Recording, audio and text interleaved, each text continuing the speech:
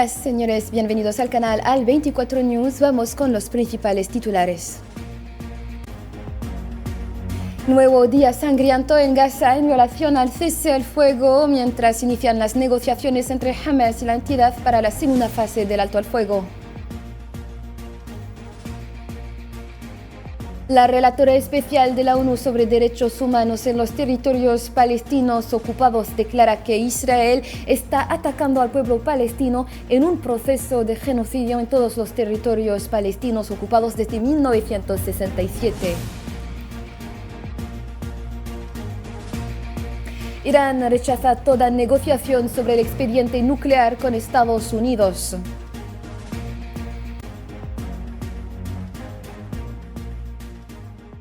Hola de nuevo, iniciamos nuestro informativo con la situación en Palestina ocupada. El Ministerio Palestino de Sanidad en Gaza anunció que 5 personas cayeron en mártires y otras 37 resultaron heridas en la Franja de Gaza en las últimas 24 horas. En su informe estadístico diario, el Ministerio confirmó que el balance de la agresión sionista asciende a 48.458 mártires y 111.897 heridos desde el pasado 7 de octubre de 2023, mientras que decenas de personas siguen desaparecidas bajo los escombros. Y hablando del cese al fuego en Gaza, el movimiento de resistencia Hamas confirmó conversaciones con las partes mediadoras para iniciar la segunda fase del alto al fuego, enfatizando en la necesidad de que la ocupación sionista demuestre un compromiso serio. Una noticia que despertó esperanzas entre los gazatíes, quienes están hartos de la continua agresión sionista. Más detalles a continuación con Karim Mostfawi. Las noticias sobre las negociaciones para la segunda fase de alto el fuego entre la entidad sionista y Hamas han despertado esperanzas entre los palestinos, quienes esperan que se ponga fin ya a la brutal agresión israelí contra ellos, que desde el 7 de octubre de 2023 ocasionó un balance de víctimas escalofriante. Harta ya de las atrocidades que perpetraron las fuerzas de ocupación en Khan Yunis, Mohammed, una mujer desplazada, expresó el profundo anhelo de su pueblo de vivir en paz y sin más sufrimiento, un anhelo compartido sin lugar a duda por el resto de los residentes de Gaza. Queremos vivir, somos un pueblo que busca vivir, que busca la vida, ya es suficiente, no hay beneficio en más sufrimiento. Las negociaciones deben tener éxito a pesar de todos los obstáculos, tienen que tener éxito. ¿Qué nos queda? A Gaza ya no le queda nada. Apoyamos las negociaciones, hemos tendido la mano por la paz y tenderemos la mano por la paz. Las negociaciones son necesarias. Aunque teme que la segunda fase de la tregua no llegue a producirse, otro desplazado palestino, Ayman Ashur, espera que el presidente estadounidense cumpla con sus supuestas promesas hacia los palestinos, en reconocimiento al respaldo que recibió por parte de esta comunidad en las últimas elecciones generales estadounidenses. Siento que estas negociaciones están fracasando y no llevan a ninguna parte. Los judíos están dando largas, siempre quieren llevarse más y salir ganando. Estados Unidos e Israel son dos caras de la misma moneda. Ambos están dando largas y Trump se hizo la promesa de ayudar a los palestinos. Debe ser fiel a su palabra. Los 800.000 votos palestinos que recibió en Estados Unidos significan que debe cumplir sus promesas. Cabe señalar que el movimiento de resistencia palestino Hamas, que rechazó extender la primera fase de alto el fuego, confirmó que se están llevando a cabo conversaciones con las partes mediadoras para iniciar la segunda fase de las negociaciones. Este domingo, Hamas enfatizó en la necesidad de abrir los pasos fronterizos para permitir la entrada de ayuda humanitaria sin restricciones ni condiciones, así como la retirada total de las fuerzas de ocupación del enclave palestino. Y a su vez, el relator especial de las Naciones Unidas sobre el derecho a una vivienda adecuada, Balakrishnan Rajagopal, ha afirmado que la idea de una deportación masiva de palestinos de la Franja de Gaza es una mera fantasía. En una entrevista concedida anoche a la prensa, advirtió de que esto se consideraría una de las mayores violaciones del derecho internacional de los últimos siglos y de que la reconstrucción efectiva de Gaza es difícil si continúa la ocupación sionista y sigue existiendo el riesgo de enfrentamientos a gran escala.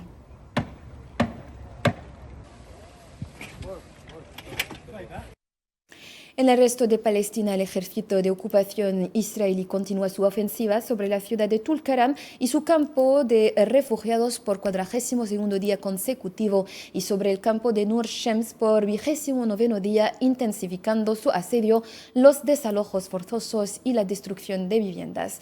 Desde el inicio de esta ofensiva han muerto 13 palestinos, entre ellos un niño y 2 mujeres, una de ellas embarazada de 8 meses. Decenas de personas han resultado heridas o han sido detenidas, mientras que más de 9.000 residentes del campo de Nur Shems y 12.000 del campo de Tulkarem se han visto obligados a marcharse, lo que ha agravado la crisis humanitaria en la región.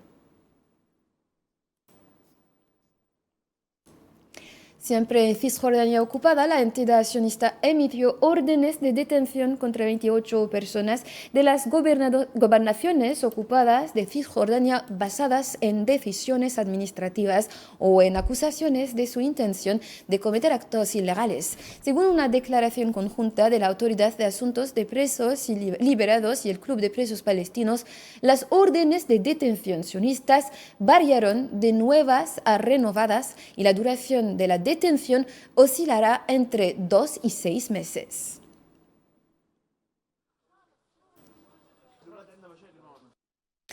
La relatora especial de la ONU sobre derechos humanos en los territorios palestinos ocupados, Francesca Albanese, ha declarado que Israel está atacando al pueblo palestino en un proceso de genocidio en todos los territorios palestinos ocupados desde 1967, afirmando que cualquier intento de separar Cisjordania y Gaza seguirá siendo una ilusión. En una entrevista concedida hoy sábado a la televisión, ayer sábado a la televisión palestina, Albanese añadió que la separación entre Gaza y Cisjordania seguirá siendo una ilusión.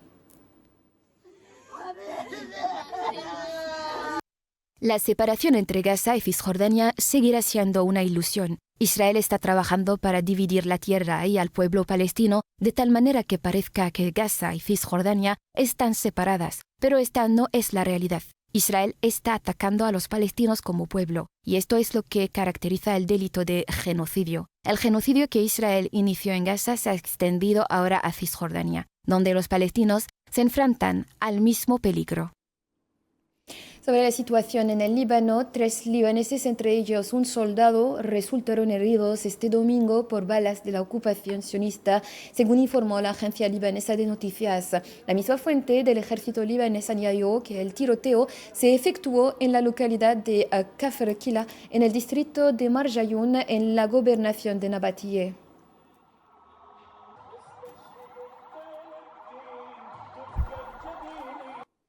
Así concluimos pues el expediente dedicado a Oriente Medio para pasar al resto de la actualidad. El periodista francés conocido por su postura anticolonialista Jean-Michel Apathy fue sancionado por RTL por denunciar los crímenes coloniales en Argelia.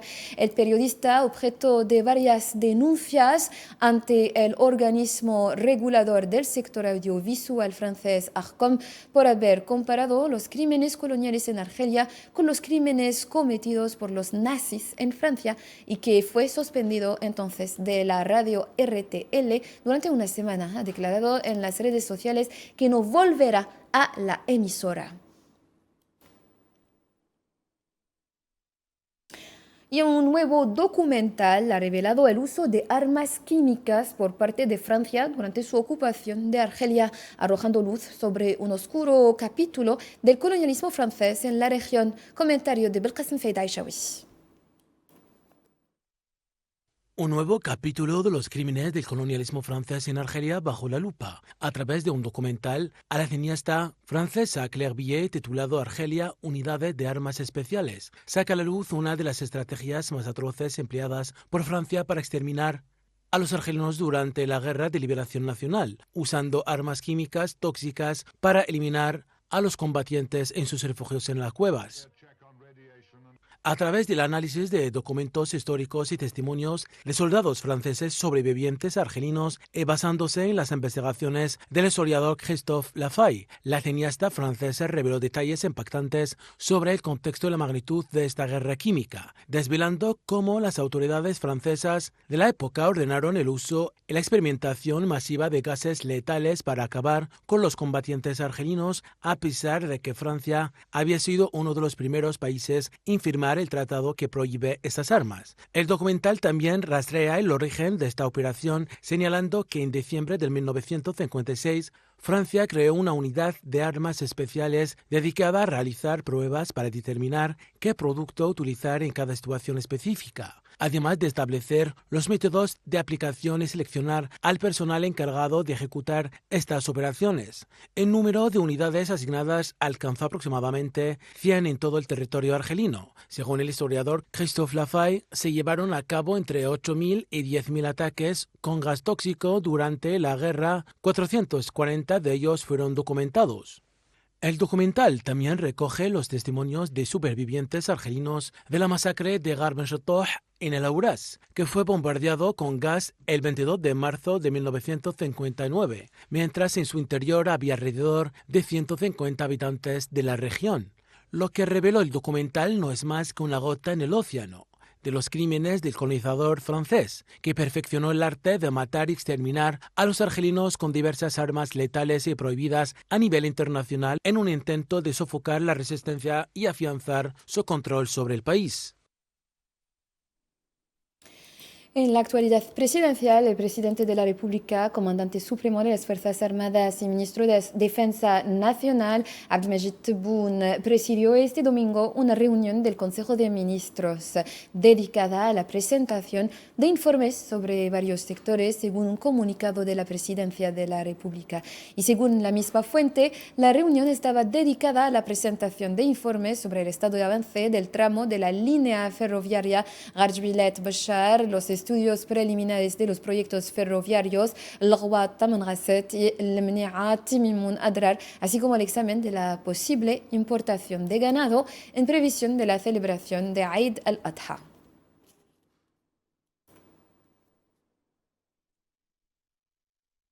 Y en España, la policía local, en colaboración con la Agencia Antidroga de Estados Unidos, detuvo a una red delictiva marroquí cuando intentaba transportar un enorme cargamento de cocaína de alta pureza de unos 900 kilogramos en la ciudad sureña de Marbella. Según fuentes de los medios de comunicación españoles, los miembros de la red, conocida como la Mocromafia, pues planeaban distribuir la droga por toda Europa antes de ser detenidos. Los arrestados fueron puestos en detención provisional mientras que se emitieron órdenes de arresto internacionales para 3 figuras clave de la organización, incluyendo a uno de sus líderes que sigue prófugo.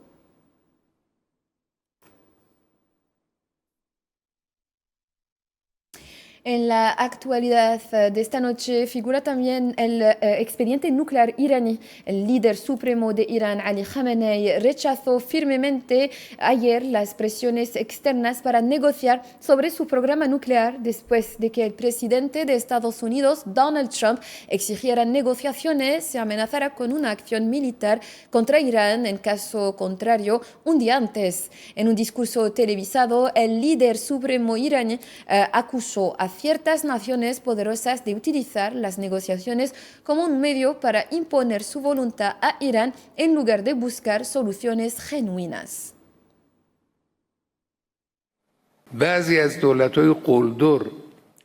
Algunos gobiernos bravucones insisten en la negociación, pero su negociación no tiene por objetivo resolver los problemas, sino dominar. Su planeamiento es: negociemos para poder imponer lo que queramos a la otra parte sentada a la mesa. Si aceptan, estupendo. Si no, armaremos un alboroto diciendo que se han distanciado de la mesa de negociación y han abandonado las conversaciones. En otro orden de ideas, el Ministerio de Defensa chino anunció este domingo que China, Rusia y Irán llevarán a cabo maniobras navales conjuntas a mediados de este mes de marzo. Según un comunicado en la página web del Ministerio chino, las fuerzas navales de los tres países, o sea, China, Rusia e Irán, realizarán maniobras conjuntas en aguas del puerto iraní de Shah Bahar en el Golfo de Omán y tienen como objetivo profundizar la confianza militar mutua y la cooperación pragmática entre los ejércitos de los países participantes. Tratándose de la contienda ruso-ucraniana, el Ministerio de Defensa ucraniano anunció que la Fuerza Aérea derribó anoche 73 de los 119 drones de varios tipos que venían desde el lado ruso, mientras que otros 37 desaparecieron de los radares sin consecuencias negativas. En un comunicado en la plataforma X, la Fuerza Aérea ucraniana afirmó que hasta las 9 horas se confirmó el derribo de 73 vehículos aéreos no tripulados de ataque Shahed y otros tipos de drones en las regiones de Kharkov, Poltava, Sumy, Chernihiv y otras. Y en Alemania, el bloque conservador alemán, la Unión Cristiano-Demócrata, CDU, la Unión Social Cristiana y el Partido Socialdemócrata anunciaron su intención de entablar negociaciones formales de coalición una vez concluidas las conversaciones exploratorias. Las conversaciones, que duraron más de una semana tras las elecciones federales del 23 de febrero, dieron lugar a un documento que incluye un aumento de los controles fronterizos, un endurecimiento de la política de asilo, un aumento del salario mínimo, subvenciones a la agricultura, reducción de la IVA para la hostelería y un precio de la electricidad industrial.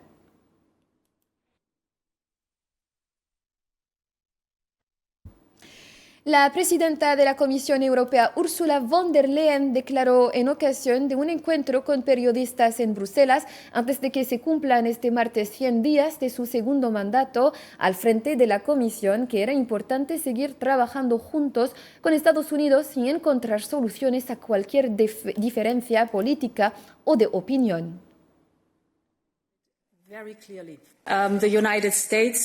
Estados Unidos ha sido durante más de 80 años nuestro aliado más cercano y frente a la adversidad Estados Unidos y Europa siempre han sido más fuertes juntos. Y sí, hay diferencias. Podemos tener puntos de vista distintos sobre algunos temas, pero si nos fijamos en los intereses comunes que tenemos, siempre superan nuestras diferencias. Así que creo que es importante que trabajemos juntos, tendremos nuestras diferencias, tenemos que resolverlas, pero tendremos que encontrar vías comunes.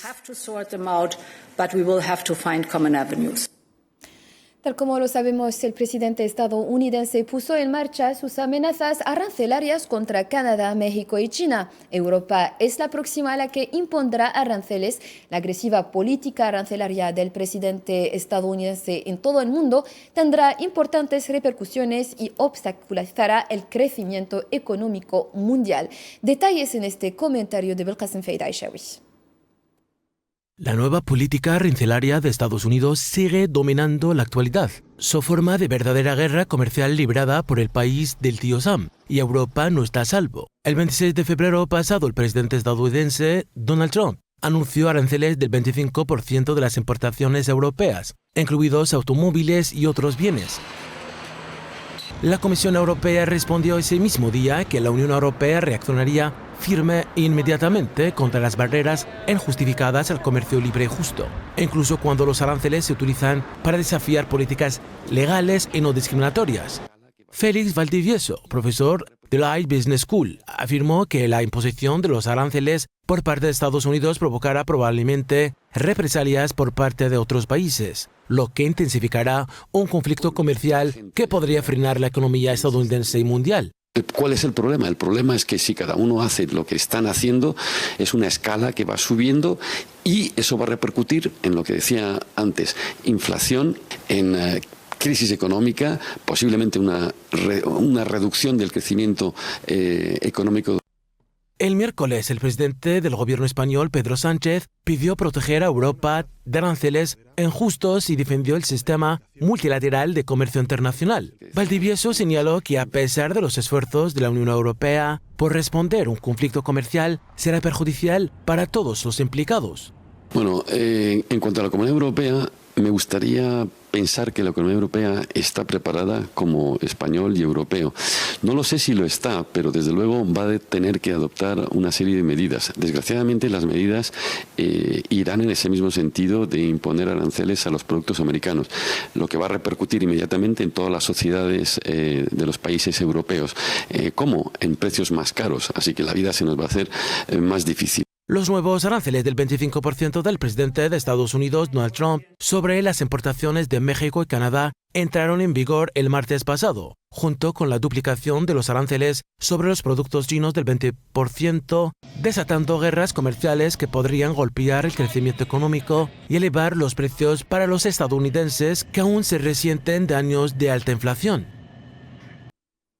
Rumbo a Sudamérica ahora, el presidente de Venezuela, Nicolás Maduro, indicó anoche que los vuelos programados para traer a casa a migrantes venezolanos desde Estados Unidos se habían visto afectados por esta conmoción inexplicable, tremenda, según declaró el mandatario sudamericano, después de que la administración Trump cancelara una licencia que permitía a Chevron operar en el país sudamericano.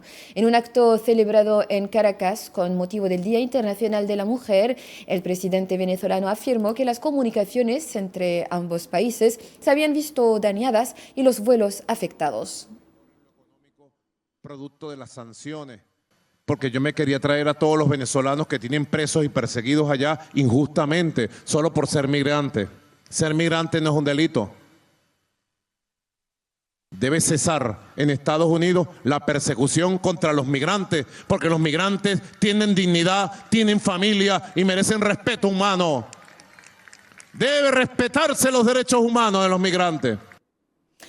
Y cientos de miles de australianos se quedaron sin electricidad hoy tras el paso del ex ciclón tropical Alfred, que trajo consigo vientos dañinos y lluvias torrenciales, provocando alertas por inundaciones y confirmando la muerte de una persona.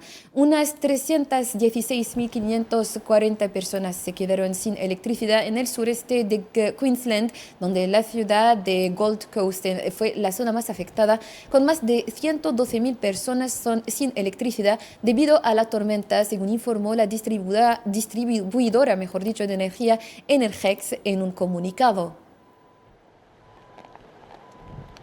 The situation in Queensland and northern New South Wales remains very serious. La situación en Queensland y el norte de Nueva Gales del Sur sigue siendo muy grave debido a las inundaciones repentinas y los fuertes vientos. Insto a todos a seguir escuchando atentamente a las autoridades de emergencia. Anoche se confirmó trágicamente la muerte de un hombre de 61 años en las inundaciones cerca de Dorrigo, en Nueva Gales del Sur. Nuestros pensamientos están con sus seres queridos y la comunidad en este momento desgarrador. Our thoughts are with his loved ones and the community at this heartbreaking time. Concluimos con esta noticia. Durante el mes sagrado del Ramadán, los yemeníes acuden en masa a la histórica Gran Mezquita de Sanaa, una de las mezquitas islámicas más antiguas, situada en el corazón del casco viejo de la capital, para recitar el Corán y participar en las actividades tradicionales. Veamos este comentario de Belkacem Feidaishawi.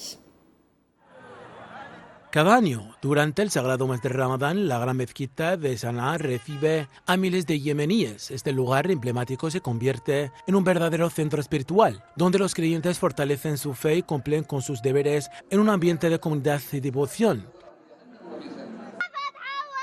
Aquí los niños aprenden el Corán y las normas de convivencia rodeados de bondad.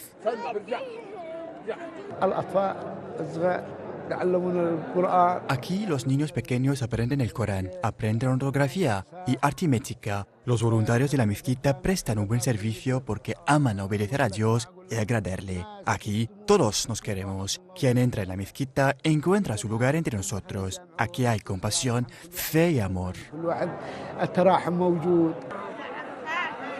En los rincones de la mezquita, un hombre sabio con la mirada llena de benevolencia guía a los pequeños en el arte sagrado de la recitación del Corán. En esta atmósfera de recogimiento y aprendizaje, los niños no solo memorizan palabras, sino que también interiorizan valores esenciales.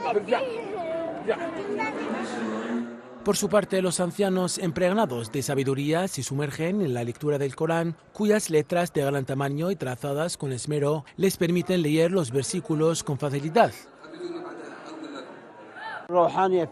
La espiritualidad en la mezquita mayor, o lo que se conoce como la mezquita de Sana, es una espiritualidad única. Es como si estuvieras en la mezquita del profeta en Medina o la Meca. La espiritualidad es la misma y por eso la gente viene de pueblos, ciudades y de todas partes a la gran mezquita.